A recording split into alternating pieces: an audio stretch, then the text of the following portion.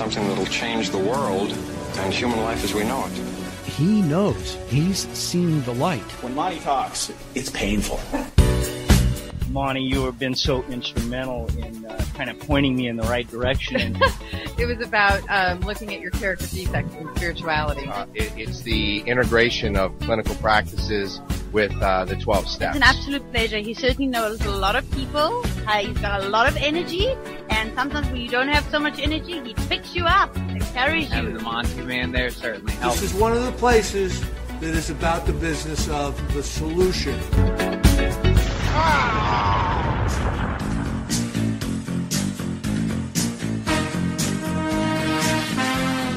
The views expressed on this special broadcast of the Take 12 radio show do not necessarily reflect those of KHLT Recovery Broadcasting or its affiliates. KHLT is not affiliated with any particular 12-step fellowship. Now here's that guy who's getting less popular minute by minute. Your host, the Monty Man. Welcome aboard, all you happy people. Greetings and welcome to the Take 12 Recovery Radio Show with me, your host of the Monty Man, possibly the most selfish, self-centered broadcasting host on the internet today, but I'm working on it one day at a time. Amen, my friends. Welcome to Take12Radio.com on your internet dial. Listen, are you a control freak? Have people accused you of being a control freak? I mean, when they tell me that, I just go, yeah, your point, right? Well, some of us have those kind of issues. What about perfectionism? What about resentments? How about forgiving other people? How about surrendering issues of shame and forgiving yourself? Boy, these all sound like really interesting topics surrounded around the whole recovery thing, doesn't it? What about emotional choices? Well, my guest today, we're going to be talking about some of this stuff. She is a master's level trained and experienced therapist and your personal guide through the Escape Anxiety in-home therapeutic program. And I'm telling you, she is thrilled to finally bring the Escape Anxiety program to you. For the past decade, my guest, Suzanne Jesse, has worked exclusively in chemical dependency and dual diagnosed treatment centers like the world-renowned Betty Ford Center, Brighton Hospital, Foundations Recovery Network, Dawn Farms, and many, many more. She has helped literally thousands of people suffering with the debilitating effects of anxiety and helped them to find peace of mind, body, and spirit using Escape Anxiety program that she has developed. Suzanne, welcome to the show. Thank you, Monty. I'm delighted to be here with you today. Now, Suzanne is coming to us from the Foundations Recovery Network Conference, and it's being held where, Suzanne? The beautiful Del Coronado Hotel. Yeah, the Del Coronado Hotel. Outside of, right outside of San Diego. Right outside of San Diego. That is some place, isn't it? It's gorgeous. I mean, it's right on the ocean. It's just an old historical hotel that is just like that. You're back in time. It's magical. Yeah. Great conference, too. It's an amazing place, and we are real big fans of the Foundations Recovery Network. We have folks that I work with in the drug and alcohol arena on Tuesdays and Thursdays that we have sent to some of the Recovery Foundation's treatment facilities. And these folks have come back with just an amazing story to tell. So I'm so glad that you're part of that. And they're keeping you very busy. You know, there are places that do it right, and Foundations is one of them. True? Oh, absolutely, they do it right. Yeah. They have crossed all their T's and dotted all the I's, and brought everybody into the same place, and that's not an easy task. No, it's not an easy task at all. Well, Suzanne, you've been doing this stuff. You've been presenting for a long time. And by the way, folks, I want to give out Suzanne's website. It is escapeanxiety.com. You can follow the links here on Friday's page at Take 12 Radio. Escapeanxiety.com. Please bookmark it. Check it out. There is vital information there for you. Suzanne, let me ask you, things weren't always going the way they're going right now, true? Oh, so true, Monty. So true. You know, I think it's true in have often speculated that psychologists and psychiatrists, they're in that profession because they have suffered and may even still be suffering. I think that's true, and it certainly is for me. You know, my whole career started in the dredges of anxiety, and actually was hospitalized 20 years ago. I didn't know that eventually I would develop a program, but I did know this, Monty, is that I was sick. I mean, I was a high-functioning sales representative, and my anxiety and panic attacks absolutely took me out of the game. And I went on a mission to find out what in the heck happened and how do we treat this thing. And that's what I've been doing for the last 20 years, is trying to figure it out, trying to decode it. You know, we live in a world with a lot of buzzwords, and a lot of people don't like that. And yet many of those are really accurate. I mean, you know, I know people, they say, oh, there's this gimmick. I mean, you know, there's a thing about, oh, gluten is a big scam, some people say, and other people say that therapy's a scam. And so, you know, we hear it all, right?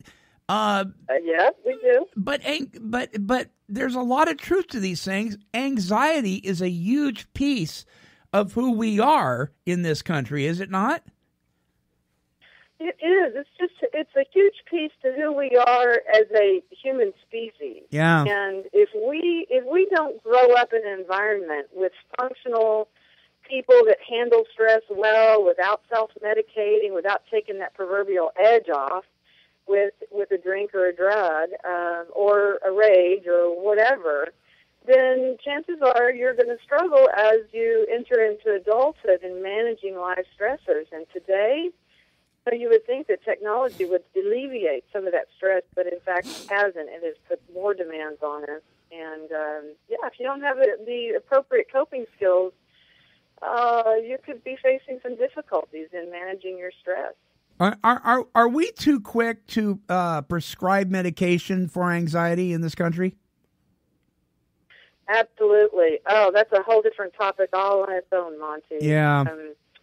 It is a multi-billion-dollar business in America today, and the truth is, I'm an advocate for medications when it's necessary. Yeah, me too. Unfortunately, like you said, too many times they pull the trigger on the prescription that, in fact, is most of the time intended to be a brief intervention, and yet they prescribe them what ends up to being years of, ends up being physical dependency. And if you don't have the luxury of going to an inpatient treatment, and I mean luxury because it is not everybody gets an opportunity to go to treatment. That's right. But if you don't have the luxury to go to treatment, chances are you're going to end up with an addiction to a drug like a class of drugs like benzodiazepines. And if you even enjoy a drink every once in a while, if you're not even an alcohol abuser or an alcoholic, you're going to be in trouble because that drug does not mix well with alcohol, period.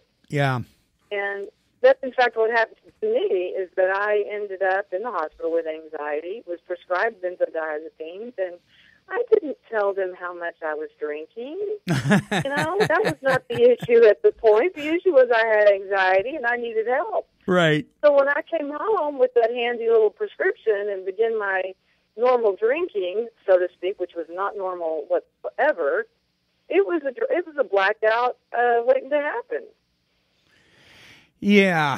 So that which followed my recovery 2 years later, but it took me 2 years to get into recovery after consistent blackouts.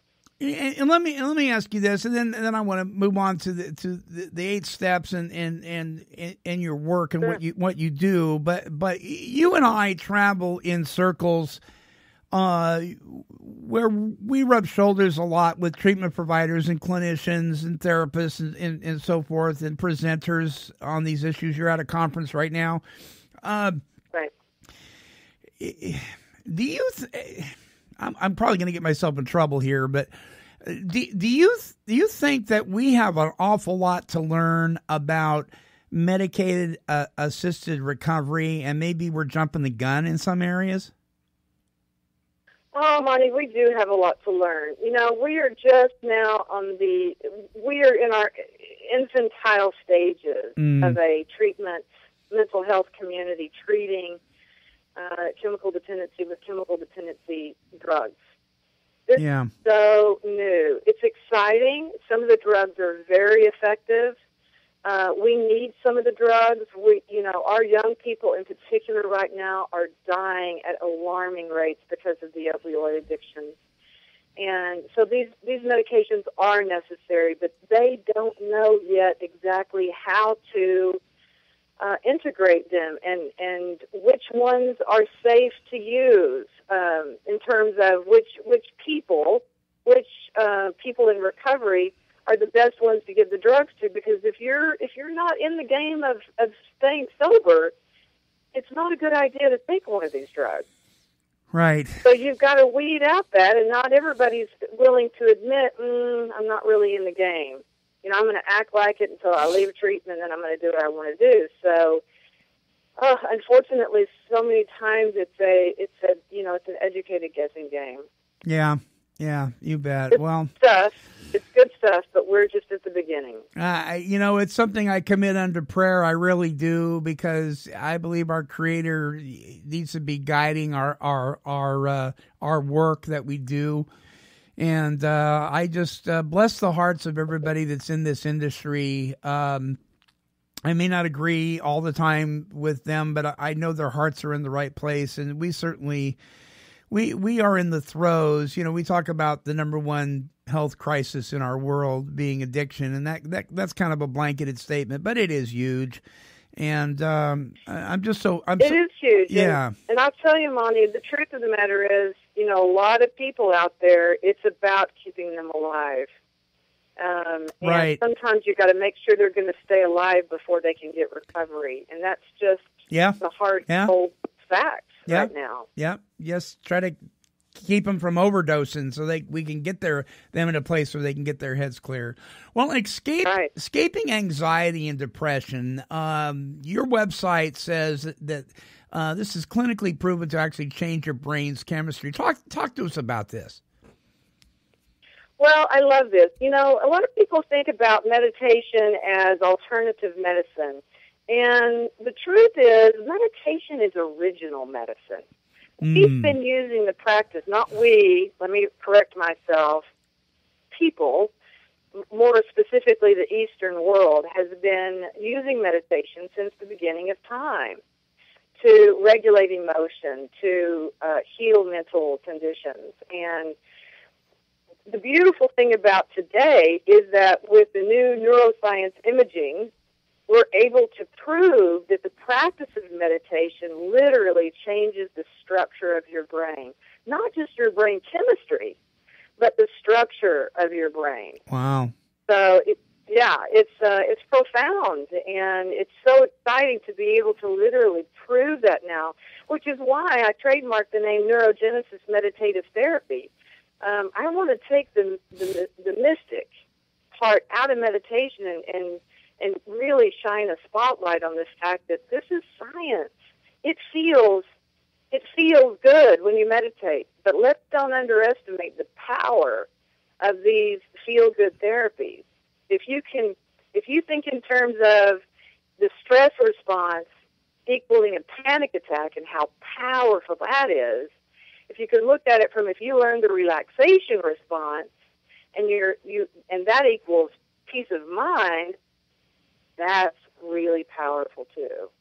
Well, and I'll never forget years ago, an outpatient counselor friend of mine was having a discussion with me about, how we say there's mental health and then there's physical health. He says, really, the brain is an organ, just like the heart is an organ and the lungs are an organ.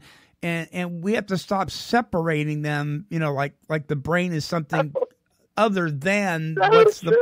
I know, and I thought, wow, the light went on. I was like, you're right. It's an organ like anything else. And the whole principle of my program, Monty, is the fact that thought is chemical. We have a thought. For example, let me give you an example. If you're sitting in a restaurant and you look across the restaurant and you see a little 3-year-old bite into innocently, bite into a lemon wedge, and lemon just starts squirting everywhere, all over everybody, and you can see that face just quenches up. Everybody that sees that's going to have, I'm even having like a reaction with my saliva just talking. Sure, me too. Yeah, you bet. Yeah, I didn't see any of that happen. That was just a thought that provoked that. Interesting. He thinks something. Yeah, so but you're so right. I mean, we need to get over we need to take the ego out of the brain. The brain is an organ. It can be damaged. It can be malfunctioning just like any other organ we have. Yeah, well said. We've got to get over that. And I think, we want the insurance companies to get it, but then we don't get it. So we need to get it. So I love what you said about this is, I mean, so many people of science want the spiritual to be scientific, and so many people of the spiritual want that to be, to be spiritual. But it's all linked together, and I don't, I'm a Christian, and I have people that get upset with me. Other people of my faith get upset with me because I talk about, listen, what are you so upset about Eastern philosophy for? Where did you think Christianity came from? It came from the East. It's not Western. But they hear the word they hear the word East and they freak out. I know, and that when I was telling you that the Eastern culture, they've practiced meditation from the beginning of time. Yeah. So has Western culture. They just haven't called it that. They haven't called it that, right. You were on the radio, and have you ever like chilled out and just listened to the radio and really honed in on a lyric or a particular sound of someone's or instrument? Sure. That's meditation. Yeah. That's meditation. Let's don't freak out. It's nothing weird. Yeah. And let's make it weird. And my meditation isn't weird. It's all psychology. And I think just about all the people, any form of spiritual lifestyle at all promotes meditation, from Christian to Hindu to Baha'i to whatever, don't they? They do. Meditation is simply focused concentration without interruption. And that concentration is going to heighten your experience and awareness. And that's true for whatever it is you're focusing on. If it's negative, it'll heighten your awareness to the negativity. If you're focusing on something that's spiritual, that transcends our earthly materials, then it's going to enhance that awareness and experience. So, sure, religions want you to have a spiritual experience, and to be able to do that, it takes reflective thought without interruption. Yeah, you bet. Well, we're going to take our first break, and when we come back, let's talk about your website and what you have on there, your CDs, these 8 steps, and let's dig into that a little bit, okay? Super. All right, folks, don't go away. More with my guest, Suzanne Jesse, when we come back. What makes the difference in recovery? How can one help a struggling person find his or her way to healing? Substance use and co-occurring mental health conditions provide a number of formidable obstacles that can keep individuals from living the healthy, happy lives that they deserve. What does it take to usher a person from a disease of addiction into long-term recovery? This is the Monty Man from Take 12 Recovery Radio. And at Foundations Recovery Network, they believe in providing evidence-based, integrated treatment and patient-centered care. They treat the whole person, mind, body, and spirit. Because they treat both substance use and underlying mental health conditions, they are able to address the root causes of addiction and prepare individuals for a sustainable life in recovery. If you have questions about whether you or a loved one may need help, please call this number today, 877-714-1318. That's 877-714-1318. This may be the most important call you ever make. Free by the Sea is a drug and alcohol recovery center located in beautiful Ocean Park, Washington. This facility is amazingly gorgeous, but what's even more amazing is the integrity of the staff and the treatment provided for those wishing to recover from narcotic and alcohol addiction. The folks at Free by the Sea have a passion for presenting the solution to addiction for you or your loved one. To speak with an admissions specialist, visit freebythesea.com or call toll-free 800-272-9199. This place is simply amazing.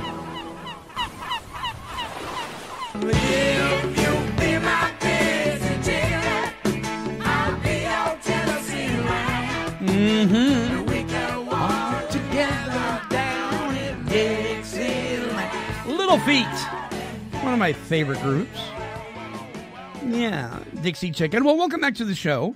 You've tuned into us here at take12radio.com on your internet dial. Remember, you can listen to us on our YouTube, on our LinkedIn, on our Facebook, on our all that stuff. You guys know. All right, listen. The winner of our contest from Wednesday's show, I promised I would announce today, is Jacqueline P. from my hometown, Petaluma, California. The contest was the 10th email this week that comes in that tells us what was the topic on Wednesday's show. And it was the promises of the fourth step. You win, by the way, Jacqueline, Grace of a Woman by Dr. Jamie Merritt. She is one of the members of our board of directors here at Take 12 Radio, and just a great lady and a recovery recording artist of her own right. So you win that CD, and we'll get that out to you. Congratulations, Jacqueline. If you want to win stuff that's recovery focused and oriented, you just have to listen to the shows and then send us an email when we give you the directions to do that. So next week, don't forget, we're going to have a new contest. All right, Suzanne Jesse is my guest. The website is escapeanxiety.com, and she has some material there that is really vital. Suzanne, I had a son who he lived with I guess what was called anxiety disorder. He had to leave his high school and actually take high school courses online. He was on a very, very low dose of Prozac. I wasn't real happy about that, but we didn't know a whole lot about this thing. It's really interesting to me, however, now that he's like 21 years old, he's very involved in what he does. He doesn't take any medication at all, and he's doing just great. Great. You know, but that isn't always the case, right? Some people really struggle for years. How does your material help these folks? Well, it helps in so many ways. First of all, just fundamentally, the first thing that it helps is just to know that you're not alone. And that other people are suffering too. And one of the things I do is just give very, very usable tips and skills to use to stop a panic attack in its tracks. For example, this sounds crazy, but one of the ways you can do that, if you're in a situation or getting ready to walk into a situation that makes you feel anxious, one of the things you can do is just press your tongue against the roof of your mouth really, really hard and hold it there for about 10 seconds. Really? And, yeah. And once you release it, if you'll redirect your attention to something else, something real tangible, like even a watch or wallpaper, and just kind of think about that for a minute and think about, wow, look at what it took to construct that. I wonder how many people, had a hand in developing that. So just really focus on something else. And what that does is it interrupts and redirects the thought processes that are making you panic, first of all. But interestingly, the action with the tongue, that's a movement that we don't normally do. It's a muscle we don't usually use in that way. Right. And it's fatiguing. And that fatigue, what it does is trigger the relaxation response, because you're engaging in the stress response. You're engaging in the fight or flight response with that thought going into that stressful situation. And if you can do something to negate that, to stop it and reverse it, like that action with your tongue, it works.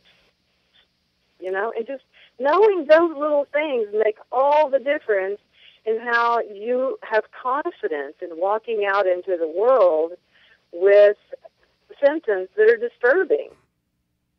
And the next thing I do is, one of the things I identified, Monty, or actually 8 things that I identified were, what are the core contributing factors from an emotional perspective and an involuntary physical reaction perspective? And that's how I manifested the 8 steps. Control issues, perfectionism, resentment of ourselves and others, emotional self-regulation, emotional choices. Some of those are rooted in just emotional personality characteristics, and the others are rooted in involuntary behavioral responses to our stress environment. And I use a very unique combination of a lot of different evidence-based therapies to counteract those thought behaviors and physical behaviors, which are also, by the way, rooted in thought, to overcome, to treat those core issues. So it's about creating a shift in our awareness and what we're thinking about. I'm just going to make mention that, the great thinkers and authors of our time today, like Wayne Dyer and Deepak Chopra and Dr. Daniel Amen, have all talked about if you change your mind or you change your brain, you can change your life and change your world. And that's true. But one of the things they haven't really brought attention to is the fact that changing your mind is not easy. Right. Hard to do. Changing your thoughts are hard to do. Thoughts are really resistant to change. And that's why it takes that meditation and self-hypnosis so that we can relax those filters in our minds to get to the deeper levels of consciousness, subconscious, to change those thought constructs. So this is a process. This is an ongoing process that a person needs to practice on a daily basis. Is that correct? We're changing the brain. It's just like changing a muscle. We change a muscle by going to the gym every day and working out at least 30 minutes a day. And Monty, this works the same way. If you meditate 30 minutes a day, 4 or 5 times a week, you are going to change your brain. And when we change our brain chemistry, we change our experience of life. And these stress responses are joy stealers. Oh, boy, aren't they ever? Huge. Yeah, huge. Aren't they ever? So, okay, so let me give you an example that I experienced. Sure. And I think a lot of people can identify with this. Around Thanksgiving time, I am informed by my loving wife that we will be attending some sort of function at an in-law's house. I would do well to meditate probably several days in a row prior to that announcement. But what I find is that I immediately, even on the suggestion that we may be visiting their home, something happened. You talked about the talk about the kid with the lemon and salivating. Something happens where my brain starts to salivate, and it isn't pleasant. Well, yeah. If that's not pleasant, Monty, it's because you've had an unpleasant experience with your in-laws. That's right. And that's what you've got to look at is what was your unpleasant experience, and use the principles of the program. It's like, okay, what was your part? What can you do different? Right. And do you really have to go? And if you go, how long do you have to stay? But I love this one shift. This one shift can just make a profound difference in how we experience other people. When we look at people from a perspective of what can I learn from them, so we look at them with enthusiastic curiosity about what makes them uniquely them. What was their life experience about that makes them think the way they think and behave the way they think? If we could go into a social situation with that intention rather than, oh, they're going to give me a hard time, I'm going to be so bored, those kinds of things. If we just shift that thought process, all of a sudden you're walking into a situation with curiosity. Interesting. Yeah. Boy, that's really, I like that. I remember going to a 12-step support speaker meeting one time years ago, and this lady was speaking, and she was absolutely horrid. I mean, she was ripping on people. She was just doing this. And my sponsor was sitting next to me, and he patted me on the knee, and he said, you know what? She can either curse you or she can bless you, but it's up to you. Oh, it's so true. Yeah. So true. And what I found out was is she actually blessed me, and she didn't even know it. Mm-hmm. Yeah, so it's all. So it does. So to hear something she said, yeah, or perceive something that you experienced in a way that helped you. Beautiful. Why do we default to the negative? Gosh, a lot of it has to do with that age-old question: is it genetics or environment? And it's both.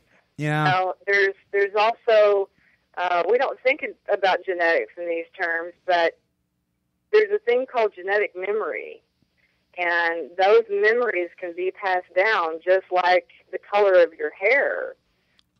If your ancestors had a tendency toward negativity, that may have been passed down to you. So that's a genetic component that we oftentimes don't consider. But if you're around negative people, my boyfriend is the most positive person I have ever known in my life. He sees the silver lining in every cloud, and I love it. And I'm a pretty positive person, but he makes me look negative. And it's really nice to have a checks and balances like that. But if you have a tendency toward it, it's a hard habit to break. Is it annoying ever? It can be, because we like to complain sometimes. We just like to wallow in it. And sometimes I'll say, I need to complain for just a minute. Right. And he'll go, okay, he gets it. And then I'll say, okay, now you can bring me out of it. But we like to get mad. We like to get sad. We like to be in self-pity a little bit. The defining difference of how our quality of life, Monty, is how long we choose to stay in that negativity. Yeah. And we do. Some of us we bask in it. We kind of like it. Sure. Is it kind of like the wife that she doesn't want to be in the abusive relationship, but it's what she knows? Well, that's more complicated than just that. Oh, yeah, I know. That's become the norm. Yeah, that's more rooted in fear of, there's a lot of fear things on there. Right. But I think, it's just a personality characteristic that we adopt, and it becomes comfortable. And a lot of people that are really negative, it's their identity. They like it. Yeah. So that's their choice, 8 Steps to Freedom through Meditative Therapy. This is a course that you actually have on your website, and yes. People can actually experience this for a 14-day free trial, true? They absolutely can. And I love your introduction, Monty, because, for the past decade, I have been offering this program exclusively to treatment centers, and I have not been able to offer it to the general public. Mm-hmm. And that became my goal about 6 years ago, was to develop what I was doing inpatient into a way that I could share it with other people affordably. And like I said, going to treatment is a luxury. Oh, and I work for Betty Ford System Center. You're looking at $30,000. Who's got $30,000? Yeah, that's a month, right? So, yeah. Yeah. So that's your first 30 days. Yeah. So my intention was to offer this program in just the same way that I was offering it at Betty Ford Center to the general public, and I tried to just duplicate it with precision, and I was able to do that. The system includes web videos where I'm coaching you. I'm giving you the same information that I gave my patients at Betty Ford, and then we do the meditations after you've worked through the workbook and identified your unique issues to these goals and steps, and then you go into the meditations, and it's just all good stuff. It's just like 12 steps. If you work it, it works. And I'm going to say this again because we have a lot of people in the faith community that listen to this show, and I want to ease their mind about something, because some people, when they hear the word progressive relaxation, or they hear the words particularly mindfulness, they think, oh, that means I have to be a Buddhist. That's not true, right? Oh, that's not true at all. In No. fact, when I take people into each meditation, I take you through a process of deepening into relaxation, and I always ask you to invite your God, your mentor, your spiritual guide, your higher power. So I certainly include the Christian sector. Sure. My intention is to include everyone and eliminate no one. Yeah. So I do that. And also, Monty, in my book that's available on my website, Amazon, and in many Barnes & Noble, I actually put in the book the meditation scripts. And I did that so people could see what I'm going to say to them while they're in a deep state of relaxation, because it is a vulnerable state. And I want you to be able to trust that I have your mental health at the very highest good. Right. My intention is just to literally bathe you in positivity, to bathe your mind, body, and spirit in positivity. Well, I'm excited about what you're doing, and I just, again, folks, escapeanxiety.com is the website. Search out the website thoroughly. If you have any questions, there's contact information there. You can get a 14-day trial of this. It comes in book form, and it's also you have the course on CDs, right? I do. Yeah, Yep. yeah. And also download all of it digitally. You can download it digitally. That's good news. A lot of people are into that, like on their Kindle and that kind of thing, right? Mm-hmm. Yeah. Excellent stuff. Okay, we're going to take our last break, and when we come back, more with my very special guest, Suzanne Jesse. We're going to talk about some of the things that she does. When we come back, don't go away. Listen to this. I had this illness that really made me powerless over alcohol, and that insisted that I got drunk. And so I got drunk. It doesn't have anything to do with trying to control it. An alcoholic who picks up the first drink will pick up the second drink. I can't say to anyone, no, don't drink. But I can say that when you decide you don't want to drink, come to AA. The door to AA is always open. Alcoholics Anonymous. It works. Look us up. Check your phone book, newspaper, or AA.org. Serenity Springs Recovery Center, located on the beautiful east coast of Florida. A unique facility that is committed to providing exceptional individual care in small group settings while utilizing their experienced and dedicated clinical and support staff of licensed therapists and doctors. Visit their website, serenityspringsrecovery.com, or call 386-423-4540. Serenity Springs, making a life-changing investment into your recovery.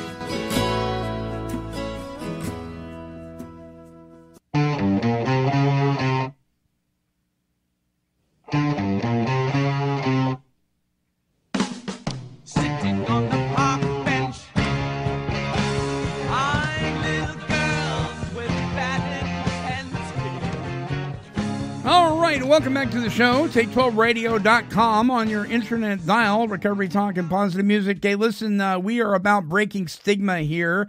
If you're sitting on the park bench, like Jethro Tull says, and you're not thinking about stuff that's positive, why not? Listen, there's enough negative stuff running through the air today. We've got an overflow of it. We need to change the way we think. Suzanne, one of the things I wanted to mention was one of the things that we've done in our home, and we were called crazy by a lot of people some years ago. Is I had somebody ask me a really great question. They said, "Would you allow somebody to sit in your living room and shoot up heroin?" I said, "No." All right. So would you allow somebody to sit in your living room and blow somebody's head off? I said, no. Would you allow somebody to sit in your living room and have sex in your living room? I said, no. Well, aren't you doing that every time you turn on that stupid television? And I thought, wow. Because I'm a special effects person, I like special effects, so I kind of lean towards the thrillers and the horror movies and stuff like that. I had to change the way I thought, if for no other reason, for the sake of my kids. And those things just aren't permitted in our home anymore, because that's exactly what we're doing. We invite an awful lot of negativity into the place that's supposed to be the safest place for our existence, our homes. We have to change the way we think, right? There's only one place more sacred than our homes, Monty, and it's our minds. Our minds. Yeah. Yeah. Wow. You're right. I mean, it's a heavy, heavy influence. There have been, many symposiums and legislative discussions, actually, on the violence on television and how it's affecting our people and our mental, physical health. So it's a big issue. We become for you. Yeah. We become callous to it, and we don't even realize it, I think. That's right. Yeah, yeah. Well, listen, you've got some stuff coming up. Talk about what you've got, some events you have coming up, and how people can come and participate. I have a really exciting event coming up May 2nd in Palm Desert at the Chamber of Commerce. It is from 10 o'clock to 12:30, and it's a free community workshop. I'm going to give a lot of information about anxiety. The first 30 people get a free book. So we're just going to give you every bit of information we can give you, and love you through this uncomfortable disorder or symptoms wherever you are in your experience of anxiety. And just want to let you know that I'm working with treatment centers across the country to offer free community workshops, and some are gaining interest, and we're at the stages of developing a couple of them right now. But it's a really great way to reach out to the community and let people know that there is treatment, that we can help you. So if you've got some listeners out there that want to do a community event with me, then excellent. Give me a buzz. Excellent. And that's May 2nd. Then you have something on May 30th, right? May 30th, I don't have a particular, I've got some things working out on that, so I'm going to have to hold off on announcing that right now. Yeah, okay, great. So check that out. Now, listeners, what you can do, if you stepped off for a minute during the break to get a cup of coffee or something, you can rewind this show. So any information on this show, just slide the player slider back depending on whatever device you're listening to or listening on, and play back the information. Okay, so Suzanne, tell us. Let's take this last few minutes we have in the show, and I just want to open up to whatever you would like to share with the listeners without me prodding you with questions. Is there something specific that you would really like to drive home with them? Well, what I do is a meditative therapy, and I just want to encourage people to spend some time in mindfulness. Do be aware of what information, just like you said, Monty, your television, be aware of what's going on, and also know that we have anxiety for a reason. We have anxiety because something in our world feels threatening. Now, that can be either real or imagined. And that's where you start right there. If you're feeling some anxiety, I would suggest that you take a look at your environment, your relationships, the people that you invite in your life, even your work, how you're spending your time, who you're spending your time with. That is a very innate survival mechanism that we have, and it's important that we have it. When it's really going awry, it's because something in our world is out of balance, and we do have the control to get it back in balance. Sometimes that takes us, it requires a timeout.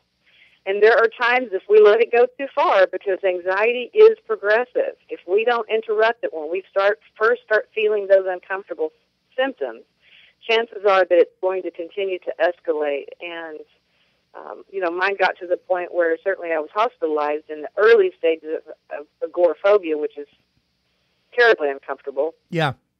So just begin there and know that there's help. Reach out for help. Talk to people in your community and find some 12-step meetings that are centered around emotional health. You've got any 12-step meeting is going to help you or any AA meeting is going to help you if you're a recovering alcoholic. But there are some more specific to emotional wellness and codependency, which is a big one when it comes to anxiety. Oh, my word. Oh, my. If everybody would just do what we need them to do when we need them to do it, everything would be okay, right? That's right. But the show usually doesn't come off very well. Oh my gosh. Yeah, you bet. Well, this is great stuff. I do want to ask you this. Sure. When it comes, when we talked about the brain being an organ, just like the stomach and the lungs and the heart and so forth, what we put into our bodies nutritionally can affect our anxiety levels as well, right? Oh, it's huge. Huge. I talk about it. I have 2 chapters in my book that are dedicated to giving you all the information I could find about the chemicals that cause anxiety, particularly if you're predisposed to suffering with anxiety. You are just simply more sensitive to some of these chemicals, and some of them include red dyes. Europe has banned red dyes. They're so bad for us. There's been Congress tried to get the dyes banned here in the United States, and it didn't pass. But they can absolutely cause anxiety symptoms. Caffeine is a big problem. Something you may not realize, that these energy drinks, which have a huge amount of caffeine in them, are not regulated by the FDA like soft drinks are, because they're in a different class of beverage. Really? I did not know that. Yeah. Wow, and I'm really anti-energy drink. I'm really anti-energy drink because I work with a lot of people that are recovering from meth addiction. And I am telling you what, they might as well be shooting monsters right into their veins. That's right. It's a panic attack in a can, and definitely not good for any recovering person.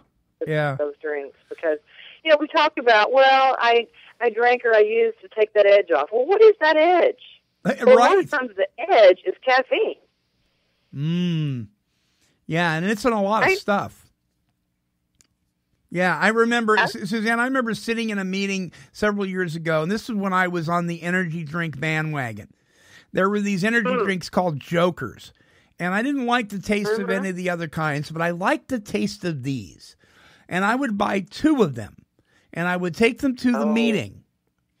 And a guy who I kind of can see, he wasn't my sponsor, but he's somebody that I remained kind of accountable to in areas, and he wrote on a matchbook cover, he wrote something and he slid it over to me, and I opened it up and he had this smirk on his face and it said, "Are we drinking for the effect?"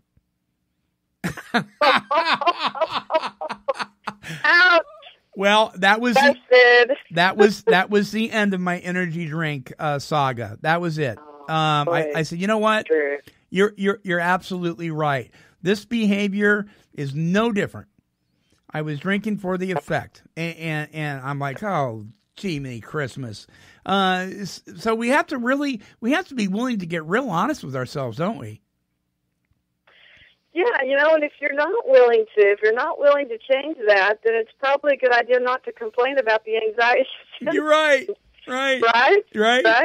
Oh, I can't sleep. Well, quit drinking Monsters at 9:00 at night, or at all. Gee whiz. Right. I had a nurse practitioner years ago when I was suffering from terrible issues of being accepted. I mean, everything was based on whether you approved of me. And I would just get, I would get terrible, terrible headaches. I'd wake up with these awful headaches. And she said, "How late at night are you eating?" And, of course, I lied to her. We pay thousands of dollars to the medical profession, and then we lie to them. And my wife nudged me. She says he has about a cup and a half of vanilla ice cream every night about 6:00. She said, do me a favor. Just for 1 week, I don't want you to eat that ice cream. Just 1 week. Do you know that those headaches stopped? Amazing. I believe it. Sugar. Just a simple thing like that. And then she wrote me a prescription. She says, I want you to walk your dog 3 times a week and stop eating ice cream. And I'm like, walk my dog? It was amazing, the things that started just kind of falling off of me. That is amazing. And you were willing to do it. That's really amazing. Yeah. You benefited from it. Well, I was fit to be tied. You know, I'd had it with just being miserable, you know, emotionally. Right. And that was years ago, but I learned about emotional sobriety. My good friend Dr. Alan Berger and I became very close friends. And what a wonderful, wonderful world it is, this whole recovery community thing. I just love it. And I thank you so much for coming on the show. It was my pleasure, Monty. Thank you for inviting me. It's just been delightful. Absolutely. And anytime we can help, if you come out with something new or you know, let me know, would you? And we'll have you on. And I will. Yeah, that would be wonderful. Any last words from you, Suzanne? Oh, just, choose happiness. It's a choice. Yeah. Yeah. The lie is dead. We don't have to be miserable. That's true. That's so true. Yeah. You know, misery is a choice so many times. It's not that we don't have crisis, we don't have difficulty, we do. But again, the quality of our life is all contingent on how long we spend in those painful emotions. Yeah. Yeah. And listeners, stop looking for your circumstances to fulfill your expectations of serenity. Love that. Way to go, Monty. I'm serious. I mean, we can have serenity regardless of our circumstances. Right. I say this all the time. Happiness is based on the happenings around us, but serenity and inner peace, that's something we can have even when we're not so happy. We can have that. Yeah. All right. Well, and acceptance. Yep, you bet. You bet. Absolutely. Suzanne Jesse has been my guest. Her website, once again, escapeanxiety.com. Follow the links here at take12radio.com. If for any reason you can't get a hold of her, go ahead and email us. But your email address is escape@suzannejesse.com, right? That's right. Okay, and they can get a hold of you there. Now, real quickly, are you doing a broadcast somewhere on a regular basis? Yes, I have a national public television show that's airing on PBS stations across the country. It will be airing again in June, so I hope you catch it. It's all about the 8 steps. All right, on PBS. Anxiety. Great. All right. Well, Suzanne, thank you so much. Don't hang up. Folks. Thank you, Monty. You betcha. escapeanxiety.com. Listen, we all want to escape that, right? It's no fun. Hey, we don't like that. You know, be good to yourself. Be good to yourself. Check out escapeanxiety.com. You can try this thing out for 14 days free. I encourage you to do so. There's much more to life than just sitting around looking at yourself and thinking, why me? Why not you? There's a lot that our Creator has for you, and you can participate. But you can't do it if you're flooded by anxiety. So let Suzanne Jesse and the work that she's doing help you. All right, until our next broadcast, this is the Monty Man, along with Suzanne Jesse, wishing God's perfect serenity for you. Bye-bye now.